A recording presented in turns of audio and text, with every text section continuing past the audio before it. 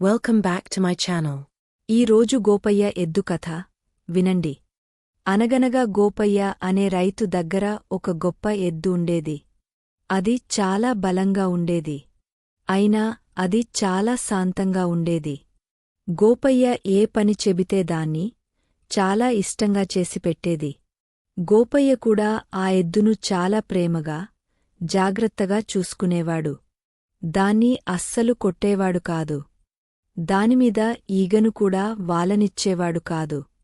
ఆ ఎద్దు గురించి అందరితోనూ గొప్పగా చెప్పేవాడు. ఒకసారి గోపయ్య ఊళ్ళో పెద్ద మనుషులతో మాట్లాడుతూ, నా ఎద్దు 100 బండ్లను ఒకేసారి లాగేస్తుంది, కావాలంటే 1000 నాణేలు పందెం అనేశాడు. కొందరు ఆ మాటను విని విననట్టు ఊరుకున్నారు కాని, గోపన్న అంటే సరిపోనివాళ్లు కొందరు జట్టుకట్టి, పందెమంటే పందెం అన్నారు. పందెం రోజు రానే వచ్చింది.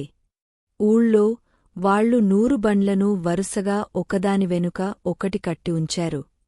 గోపయ్య ఎద్దును తెచ్చి మొదటి బండికి కట్టాడు. ఎద్దుకు ఇదంతా కొత్తగా ఉంది. అయినా యజమాని తెచ్చి నిలబెట్టాడు గనక అట్లా ఊరికే నిలబడిందది.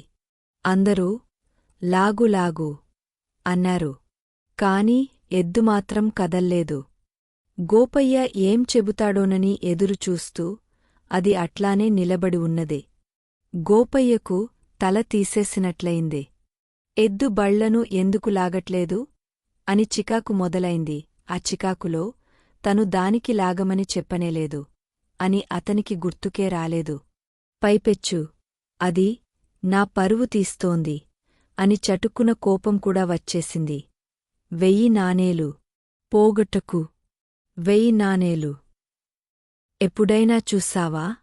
అంత తిండి తినేది ఎందుకట, ఈ మాత్రం లాగలేవా అని తిడుతూ, అందరు రైతుల లాగానే తను దాన్ని మొరటుగా చర్నాకోలతో కొట్టటం మొదలుపెట్టాడు అతను. గోపయ్య అంతకుముందు ఎన్నడూ దానితో కోపంగా మాట్లాడలేదు. ఏనాడూ దాన్ని తిట్టలేదు. ఒక్క దెబ్బ కూడా వెయ్యలేదు. మరి ఇప్పుడు ఎద్దుపైన అతను అంత కోపంగా అరవటం, పైపెచ్చు చర్నాకోలతో కొట్టటం ఎద్దుకు ఏమాత్రం నచ్చలేదు. దాంతో అది పూర్తిగా మొండికేసింది. ఒక్క అడుగు కూడా ముందుకు వేయలేదు. దాన్ని కొట్టి కొట్టి అలసిపోయిన గోపయ్య 10 మందిలోనూ ఓటమిని అంగీకరించాల్సి వచ్చింది. డబ్బుతోబాటు పరువును పోగొట్టుకుని తలవంచుకుని ఇల్లు చేరుకున్నాడతను.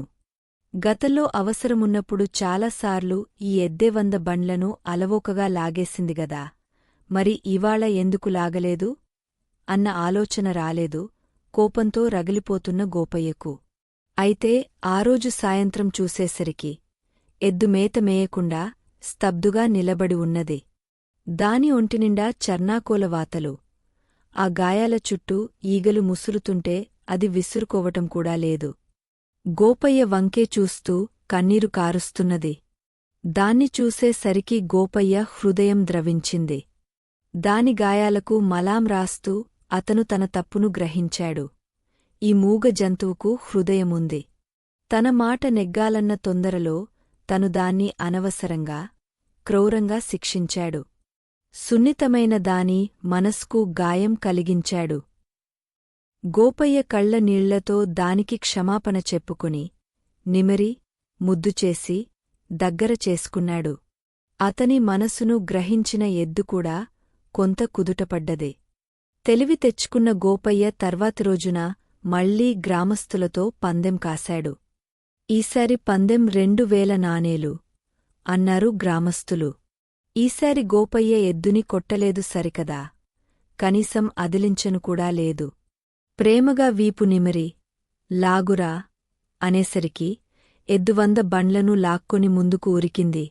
గోపయ్య పందెం నెగ్గటమే కాదు, జీవితాంతం ఉపకరించే పాఠం ఒకటి నేర్చుకున్నాడు.